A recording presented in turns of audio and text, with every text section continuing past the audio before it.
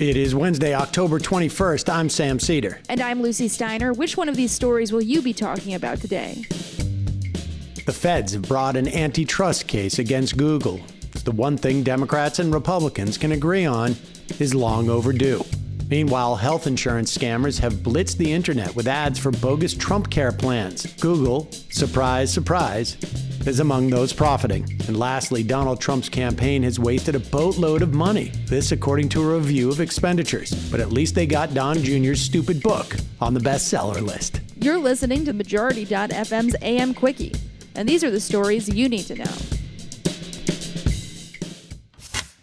The Justice Department sued Google yesterday, saying the company has an illegal and abusive monopoly over internet search technology. It is the first antitrust case against Google to result from a years-long investigation into the company's conduct by the DOJ, Congress, and the states. 11 states' attorney general, all Republicans, joined the suit. Attorney General Bill Barr reportedly wanted to bring the case before the November election to please Donald Trump, who has vowed to take on big tech. According to the New York Times, the government says Google is illegally protecting its dominant position in the market for search with the deals it has struck with companies like Apple. For example, Google pays Apple billions of dollars a year to have its search engine set as the default option on iPhones. To prevail, the Justice Department has to show two things: that Google is dominant in search and that its deals with Apple and other companies hobble competition. Although those seem like easy things to prove, the case is likely to take years. Democrats have also sought to counter Google's monopoly market power. Rhode Island Congressman David Ciccolini, the chairman of the top competition-focused panel in the House of Representatives, told the Washington Post, quote, "Antitrust enforcement against Google is long overdue," end quote. Post reports that a handful of states, including Colorado, Iowa, Nebraska, and New York, issued a joint public statement yesterday indicating they are still scrutinizing a wide array of Google's business practices and may opt to join any federal case later. The more,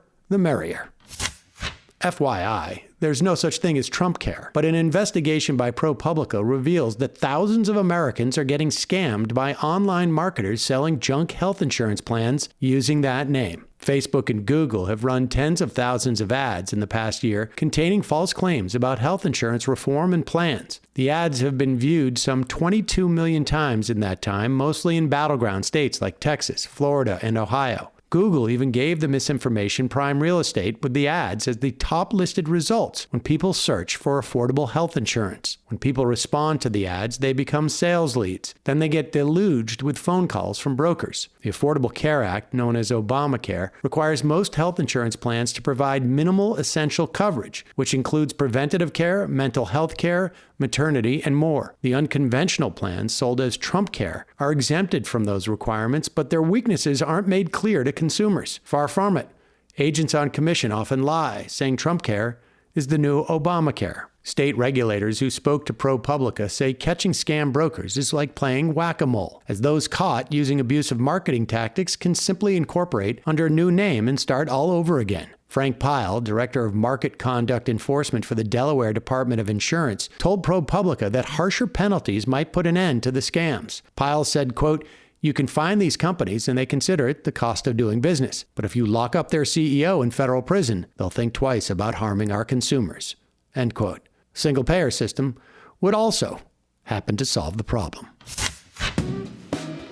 Majority.fm's AM Quickie is fueled by JustCoffee.coop. Just Coffee is a worker-owned coffee roaster based in Madison, Wisconsin that has sponsored the Majority Report for nearly a decade. Check out their collection of fair trade roasts, including our own Majority Report blend. And regardless of what you order, receive 10% off your order when you use the code MAJORITY at checkout. And all shipping is free. That's coupon code MAJORITY at JustCoffee.coop. A new review of Donald Trump's election expenditures shows that by overspending in the early stages of the race, the campaign has weakened its position in the final stretch. Boo-hoo. The campaign has raised well over $1 billion since Trump took the White House in 2017, and as the Associated Press put it, set a lot of that money on fire. Among the examples of Trumpian profligacy, Flagged by the news agency, Trump bought a $10 million Super Bowl ad when he didn't yet have a challenger. He tapped his political organization to cover exorbitant legal fees related to his impeachment. Aides made flashy displays of their newfound wealth, including a fleet of luxury vehicles purchased by Brad Parscale, his former campaign manager. Mike Murphy, a veteran Republican consultant, said the campaign spent its money on lifestyles of the rich and famous activity by the campaign staff and vanity ads that ran way too early. He added, quote, "You could literally have 10 monkeys with flamethrowers go after the money, and they wouldn't have burned through it as stupidly," end quote. Other moronic expenditures by Trump and the RNC include nearly $100,000 spent on copies of Donald Trump Jr.'s book, Triggered, over $7.4 million spent at Trump-branded properties, at least $35.2 million spent on Trump merchandise, at least $14.1 million spent on the Republican National Convention, which was mostly online. $1.6 million on TV ads in the Washington, D.C. media market, an overwhelmingly Democratic area that Trump can't win. But of course, it's where Trump himself watches the TV. So whatever keeps the boss happy. And now for some quicker quickies. Quicker Quickie. Politico reports that Joe Biden's transition team is vetting a handful of Republicans for potential cabinet positions. The names being floated include former Ohio Governor John Kasich, Massachusetts Governor Charlie Baker, and Meg Whitman, the former CEO of eBay and now CEO of QUICKIE. It's not great news for progressives, but maybe the vetting process will sort out once and for all the question, what on earth is QUICKIE?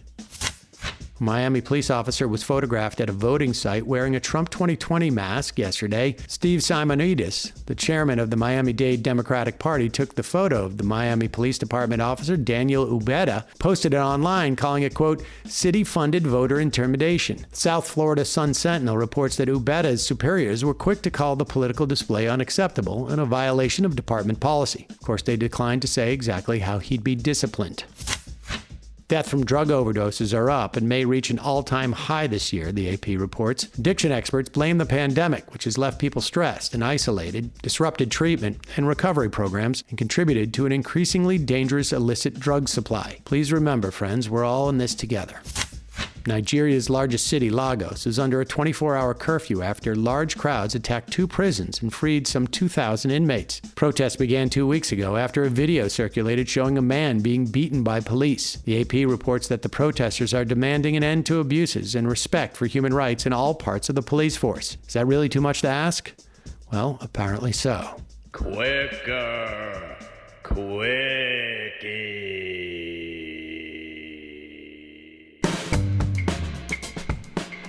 That's all for the AM Quickie. Join us live at noon today for the Majority Report, where I will host Brian Fallon, the Executive Director of Demand Justice. We will be talking about the Supreme Court, past, present, and future.